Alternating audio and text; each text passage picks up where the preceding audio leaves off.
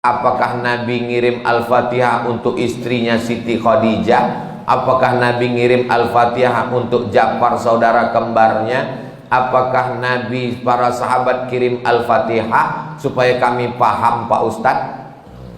Jadi ini yang nanya ini, dia mau beramal kalau dilakukan Nabi. Kalau nggak dilakukan Nabi, nggak mau. Nggak apa-apa, bagus. Ada seorang sahabat Nabi, bukan sahabat Abdul Somad. Dia sebelum tidur malam bertasbih alfa uqdah 2000 simpul. Diambilnya simpul tali 2000. Simpul tali 2000. Habis itu zikir subhanallah subhanallah subhanallah 2000 simpul. Sekarang saya tanya, bolehkah bertasbih 2000 kali sebelum tidur malam? Boleh apa enggak boleh? Sekarang balik pertanyaan ini. Pernahkah Nabi melakukannya? Enggak pernah. Kalau enggak pernah dilakukan Nabi, apakah boleh dilakukan? Tadi katanya yang boleh, sekarang enggak boleh. Ternyata kalau ngomong sama orang belum sarapan susah ya.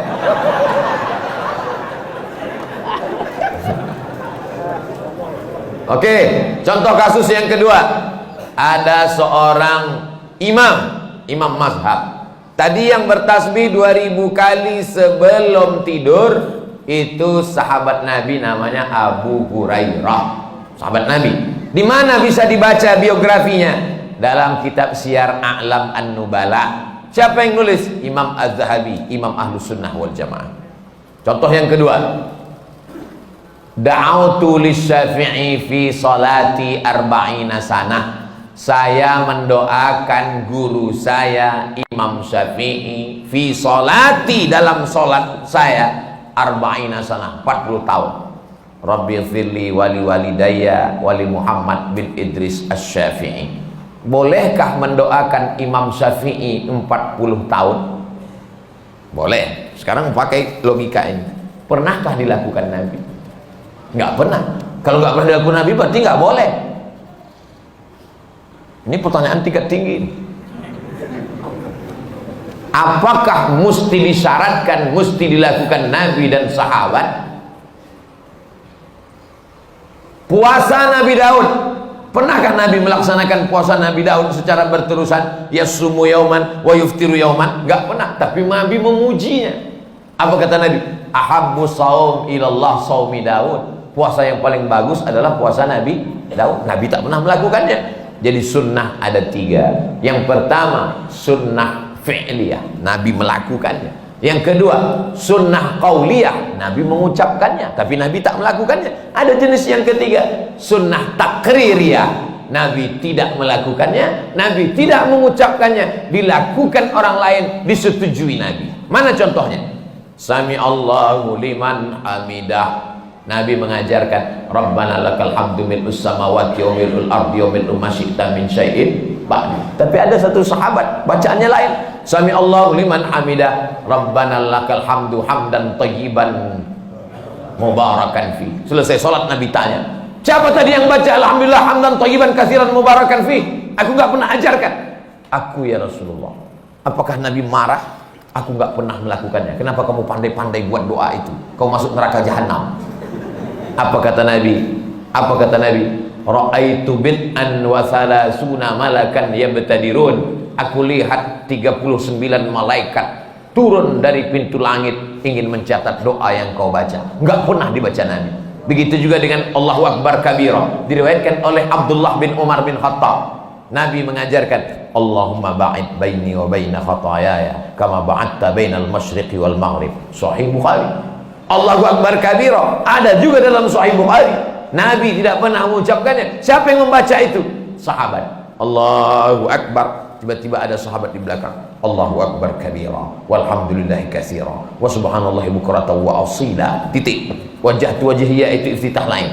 Selesai salat Nabi tanya, siapa tadi yang baca Allahu Akbar kabira? Ana ya Rasulullah. Apa kata Nabi? Futihat abwabus sama, terbuka pintu-pintu langit, malaikat turun mencatat doa yang kau baca. Ini jenis takriri. Makanya perbuatan kalau tidak dilakukan Nabi adalah bid'ah. Betul kata Imam Syafi'i, kalau dia bertentangan dengan syariah. Selama masih ada dalilnya, tidak bertentangan dengan syariah, maka dia tidak disebut bid'ah dhalalah, tapi dia disebut dengan mahmudah. Sekarang tentang mengirimkan Al-Fatihah kepada orang meninggal dunia, sampai apa tak sampai? Siapa bilang sampai? Memangnya yang udah meninggal itu pernah ngasih tahu? Alhamdulillah titipannya udah sampai, makasih ya.